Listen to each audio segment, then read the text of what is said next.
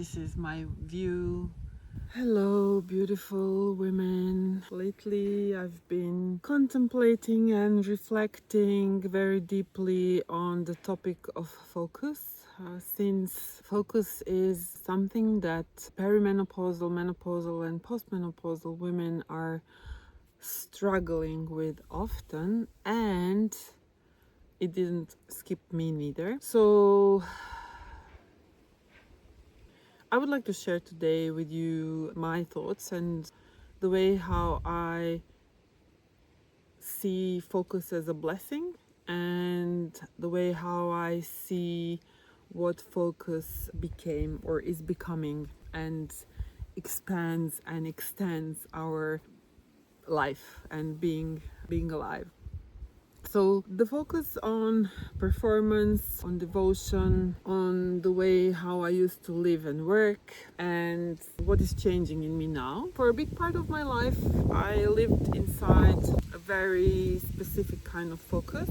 I was corporate woman for 20 years. I was sharp, goal-oriented, disciplined, structured, productive.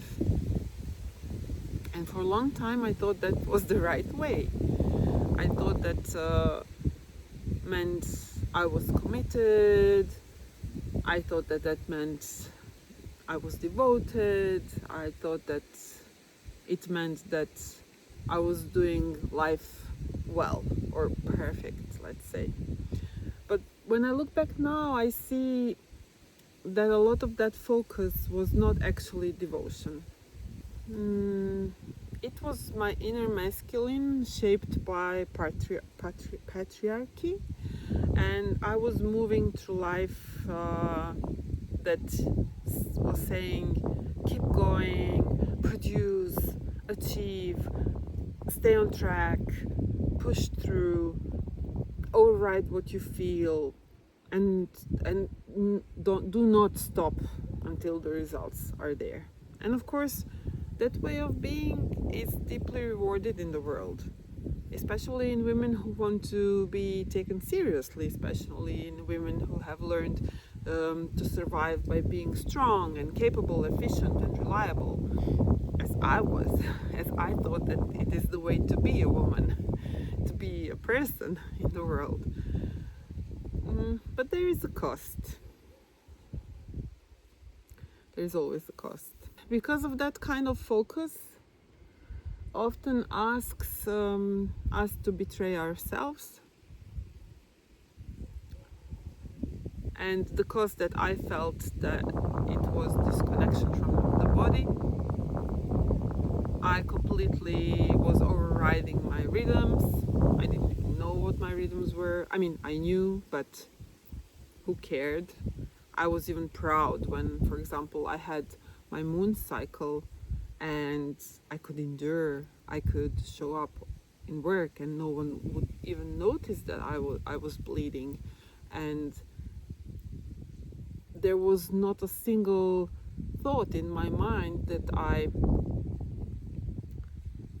am invited to deeply connect with myself while I'm bleeding, to stop, to pause, to really listen to my body. That was not possible in my world then. And for that I have regrets, because by the time I started realizing how important it is to connect with the moon cycles, the bleeding cycles in our lives, I already lost my periods. But again, that will be topic for another video. It brought a lot of other beautiful things, but let's stay focused on what I wanted to share about in this video. So the cost was also ignoring what my inner psyche was saying, and silencing what my soul was asking for. Not even silencing. I knew that I need to change something, but I didn't know how or what. So in 2023, I burned out. although my big transformation started 13 years ago, and it was a long journey. The reason why I'm sharing this here now is exactly because I would like to any woman who found this video to support her and to bring clarity sooner and understanding. And I hope that your transition will be much more easy and just smooth and quicker. So in 2023 I burned out. It wasn't actually random at all. It happened after I had invested a significant amount of money into working with a business coach whose whole method was very structured, very rigid, very organized, very devotional in a certain sense, but it was devotion without softness, without adjustment, without listening, and without honoring the woman inside the structure. And I broke. What I thought that I was missing, because after I quit my corporate job in 9 years ago, I went to completely another extreme of the pendulum. I went into from rigid structure to complete freestyle, free flow. And it worked for a while, and it was needed because it helped me heal. But then I thought, okay, I do need a structure in this completely feminine expression of mine, so this is why I chose to pick this coach. And what I realized for this really huge price that I paid, discipline became burnout, and what I thought was commitment became self-abandonment. And after that, I froze. I completely started rejecting anything that had any structure, anything that had even the slightest word of the concept of system, nothing with focus, discipline, planning, or anything that even remotely looked like control. I became deeply resistant, almost as if my whole nervous system was saying, no, never again. And honestly, I think part of that was a trauma response, because when structure has been connected to pressure, force, and self-betrayal, of course the body resists it. And my body had a deep imprint of how it looks like and how it feels like when I'm pushing and when I'm trying to achieve. For a while, I lived frozen, silent, just a little bit of here and there, what really felt like passion, but it was not completely fully expressed in a way how I wanted it or how I know I can. Now finally I feel I am arriving somewhere wiser. It doesn't mean that I'm going back to the old way, certainly not in chaos either. It's something completely new, and it's more mature, more feminine, more sacred. What I feel now is the kind of focus I used to have is dying, and something else wants to be born in this place, and I call it sacred focus, because this focus feels completely different. It doesn't come from pressure or proving, or it's not even fear driven. It doesn't come from inner voice that says you must perform in order to be worthy, but it comes from devotion. And I really deeply feel the call to invite all the women in the world who feel that they are struggling with focus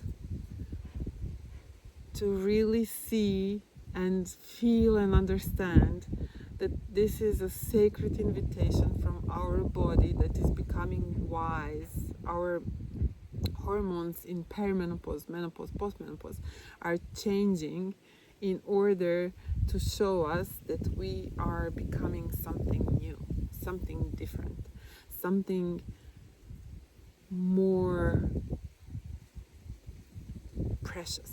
Even I'm not saying that we were not precious before, but it has a certain quality that is deep, that is wise, mature, rich. So let's call this lack of focus, let's say goodbye to this lack of old focus that used to be patriarchal, and let's call in devotion. And let's call that our new focus, because devotion we have.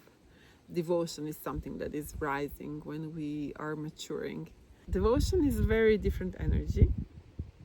When I'm devoted, I don't feel burnt out or burdened by what I need to do. I don't feel like I'm dragging myself. I don't feel like I'm forcing action from an empty place. It feels creative. It feels aligned. It feels alive. It feels like I can't wait to show up. It feels like I'm participating in something meaningful instead of managing myself like a machine. And I think this is a very important distinction for women. Again, saying, especially for women entering the next cycle of life, especially women moving through this internal shift that is caused by change of our hormones and experiencing perimenopause, menopause, and postmenopause. Of course, I'm not romanticizing suffering. I'm not saying every symptom should be just ignored and spiritualized or making it less important, but I'm saying that not everything that falls apart in us is a problem. Some things are collapsing because they are no longer true. Some forms of focus are not meant to come with us. Some identities are not meant to survive this passage. Some ways of doing, working, pushing, performing, producing have to die so that something wiser can emerge. And I feel that very strongly in my own life. And I witness that in so many women that I work with. We are done. I feel that this stage is asking us to become a different kind of woman, to become a sovereign woman, a wise woman. We certainly know how to hold structure, but in this stage of life, holding it only if that structure feels alive. Yes, a woman can focus, but only if that focus is connected to truth, not driven by fear, old stories, performing. If it really comes from within, and that's called devotion. A woman who can create, lead, and serve, and still not abandoning herself. That's the new way. To me, my ladies, this is called initiation. And so many women are standing at this threshold now, feeling that the old way simply doesn't work anymore, and yet not fully trusting the new way because they don't understand it. And this is why I'm speaking. And you may feel less able to force things. You may feel also that you are less willing to override yourself and simply less interested in productivity for the sake of productivity. And I really hope that you feel that you are done with empty performance. And I really feel that this is very sacred passage, transition, initiation. Because the old world is telling us that if we are not functioning as before, something must be wrong. I feel that the outer world cannot understand our process and doesn't want to understand our process because we are not productive then. But we women, maturing women, are entering a completely new realm of life. It is not a collapse of our power, it is the refinement of our power. And our power goes within. Connection, daily connection to ourselves, is no longer optional, if you ask me. At least not for me. And not for the women I work with. Because we witnessed a completely different life quality if we daily connect with ourselves. And this is the inner power that is not focused on controlling others or being in power towards others, but being in power in connection with ourselves, with our sacred yes, and especially with our sacred no. Knowing what we are no longer available for, and knowing what our passions are, what our desires are where our devotion lies. And it's not possible to connect with those if we don't stop. And if we don't give over the focus that we used to call necessary in our lives. So let's create daily spaces where we can listen. Let's create spaces where we can feel what is true today. Let's create spaces and time where and when we can notice our energy, our desires, our emotional state, our actual capacity, and where we stop trying to live accordingly to a disconnected ideal and life, and begin living in relationship with who we really are. Because sacred focus is not created by forcing ourselves into discipline.